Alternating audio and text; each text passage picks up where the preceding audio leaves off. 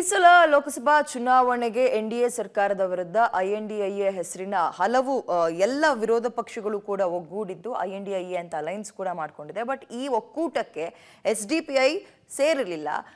ಸೇರದೇ ಇರೋದ್ರ ಮುಖಾಂತರ ನಾವು ಇಡೀ 10ಕ್ಕಿಂತಲೂ ಹೆಚ್ಚು ಕಡೆ ಸ್ಪರ್ಧೆ ಮಾಡ್ತೀವಿ ರಾಜ್ಯದಲ್ಲಿ ಅಂತ ಘೋಷಣೆ ಮಾಡಿತ್ತು.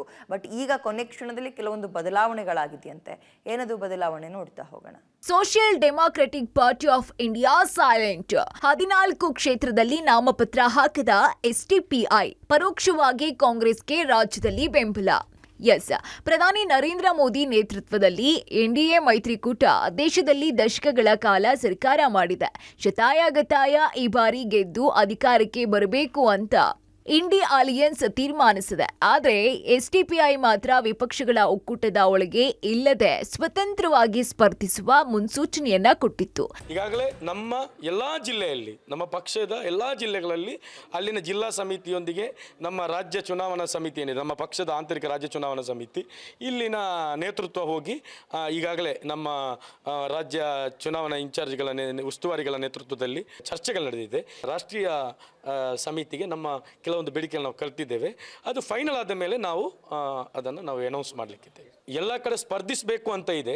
ಆದರೆ ನಮ್ಮದೇ ಆದಂಥ ಕೆಲವೊಂದು ವಿಚಾರಗಳ ಕಾರಣಕ್ಕಾಗಿ ಒಂದು 5-10 ಕಡೆಗೆ ನಾವು ಗಮನ ಕೊಡ್ತಾ ಇದ್ದೇವೆ. ಕೊನೆಯ ಹಂತಕ್ಕೆ ಏನು ಬೇಕಾದರೂ ನಡೀಬಹುದು.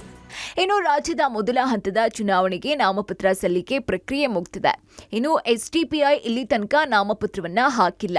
ಕರಾವಳಿ 3 ಜಿಲ್ಲೆಗಳು, ಮಲೆನಾಡು, ಮೈಸೂರು ಭಾಗದಲ್ಲಿ ಸಂಘಟನೆ ಗಟ್ಟಿ ಇರುವ ಕಡೆ social democratic party of India ಸ್ಪರ್ಧೆಯಿಂದ ಹಿಂದೆ ಸರಿದಿದೆ. ಇನ್ನು ತಟಸ್ಥವಾಗುವ ಮೂಲಕ ಕಾಂಗ್ರೆಸ್ಗೆ ನೇರವಾಗಿ ಬೆಂಬಲ ನೀಡುವ ಸಂದೇಶವನ್ನ ರವಾನಿಸಿದೆ. ಇನ್ನು ಈ ಬೆಳವಣಿಗೆ ವಿರುದ್ಧ ಉಡುಪಿ ಶಾಸಕ ಯಶ್ಪಾಲ್ ಸುವರ್ಣ ತಿರುಗೇಟನ್ನ ಕೊಟ್ಟಿದ್ದಾರೆ. ಪಿಎಫ್ಐ ಕೆಎಫ್ಡಿ ಮೇಲಿನ ಕೇಸು ವಾಪಸ್ ತೆಗೆದುಕೊಂಡಿದ್ದಂತಹ ಕಾಂಗ್ರೆಸ್ನ ಋಣವನ್ನ ಎಸ್ಡಿಪಿಐ ಪಕ್ಷ ತೀರಿಸ್ತಾ ಇದೆ ಅಂತ ಗುಡುಗಿದ್ದಾರೆ. ಹಾಗೂ ಕಾಂಗ್ರೆಸ್ ಒಂದು ನಾಣ್ಯದ 2 ಮುಖಗಳಿದ್ದಂತೆ. ಎಸ್ಡಿಪಿಐ ಅವರು ಇವತ್ತು ಅವರ ಋಣವನ್ನು ತೀರಿಸುವಂಥ ಕೆಲಸ ಈ ಒಂದು ಲೋಕಸಭಾ ಚುನಾವಣೆ ಮೂಲಕ ಮಾಡಿದ್ದಾರೆ. ಯಾಕೆಂದರೆ 28 ಕ್ಷೇತ್ರಗಳಲ್ಲಿ ಕೂಡ ಎಲ್ಲಿ ಕೂಡ ತನ್ನ ಅಭ್ಯರ್ಥಿಗಳನ್ನು ಇಳಿಸದೆ ಅವರಿಗೆ ಈ ಹಿಂದೆ ಸಿದ್ದರಾಮಯ್ಯ ನೇತೃತ್ವದಲ್ಲಿ ಭಾಳಷ್ಟು PFI ಇರ್ಬೋದು, SDPI ಇರ್ಬೋದು, KFD ಕಾರ್ಯಕರ್ತರ ಆ ಕೇಸನ್ನು ಹಿಂಪಡೆದಕ್ಕಾಗಿ ಅವರು ಋಣ ತೀರುವಂಥ ಕೆಲಸ ಮಾಡ್ತಾರೆ. ಇನ್ನು 2ನೇ ಹಂತದ ಚುನಾವಣೆಯಲ್ಲಿ ಎಸ್ಡಿಪಿಐ ಉಮೇದುವಾರಿಕೆ ಸಲ್ಲಿಸುವ ಸಾಧ್ಯತೆ ತೀರಾ ಕಡಿಮೆ ಇದೆ. ತಟಸ್ಥವಾಗಿರುತ್ತಾ, ನೇರವಾಗಿ ಕಾಂಗ್ರೆಸ್ಗೆ ಬೆಂಬಲ ವ್ಯಕ್ತಪಡಿಸುತ್ತಾ ಎಂಬ ಕುತೂಹಲ ಇದೆ. ಇನ್ನು ಎಸ್ಡಿಪಿಐ ಸ್ಪರ್ಧೆ ಮಾಡದೇ ಇದ್ರೆ ರಾಜ್ಯಾದ್ಯಂತ ಜಿಲ್ಲಾ ಕ್ಷೇತ್ರಗಳಲ್ಲಿ ಕಾಂಗ್ರೆಸ್ಗೆ ಲಾಭವಾಗುತ್ತೆ.